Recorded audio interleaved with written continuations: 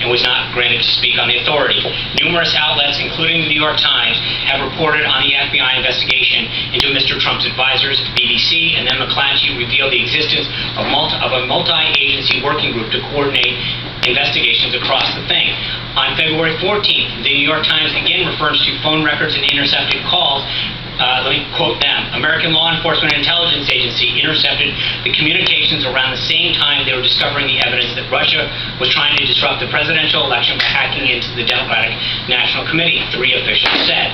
The intelligence agencies then thought to learn whether the Trump campaign was colluding with the Russians on hacking or other efforts to influence the election. The officials interviewed in recent weeks said that so far they've seen no evidence of such cooperation. The officials said the intercepted communications were not limited to Trump campaign officials and other associates of Mr. Trump. The call logs and intercepted communications are part of a larger trove of information that the FBI is sifting through.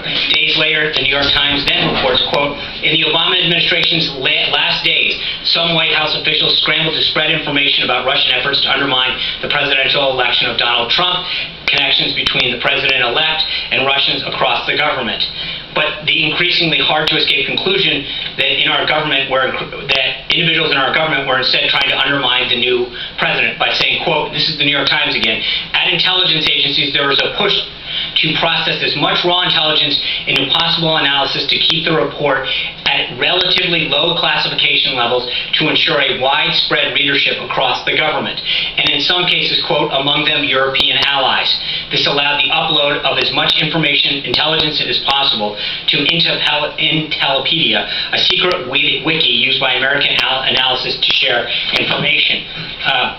Sean Hannity went on Fox to say, quote, but protections which are known as minimization procedures have been put in place to protect Americans that are not under warrant, American citizens that are caught up in their surveillance.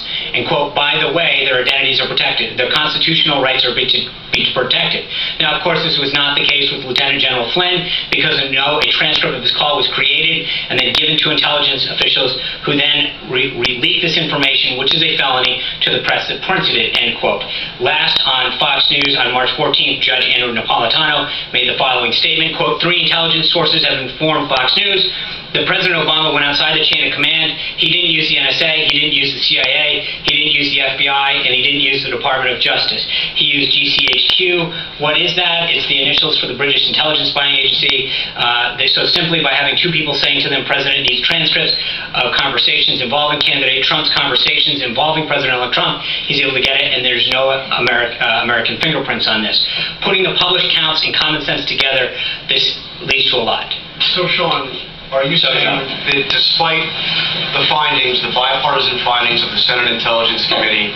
No, they're not findings. There's a statement out today. They have not begun this. As you know, yesterday, or 2 days ago, the Department of Justice asked for an additional week. So the statement clearly says that at this time, that they don't believe that. They have yet to go through the information. The Department of Justice, as you know, has not supplied this. But I've just read off to you, it's interesting, when the New York Times reports, hold on. Let's do that whole long answer. Thank you. That's my question. Okay. So, are you saying that the President still stands by his allegation that President Obama ordered wiretapping or surveillance of Trump Tower, despite the fact that the Senate Intelligence Committee says they see no indication that it happened? Does the President still stand by the allegation? First of all, he stands by it, but again, you're mischaracterizing what happened today. No, the Senate, I know. Exactly from their statement. I understand that. And at the same time, they acknowledge that they have not been in contact with the Department of Justice. So, but again, I go back to what I said at the beginning. It's interesting. Hold on. It's interesting how, at the same time, where were you coming to the defense of that same Intelligence Committee and those members when they said there was no connection to Russia? You didn't seem to report it then. There was no.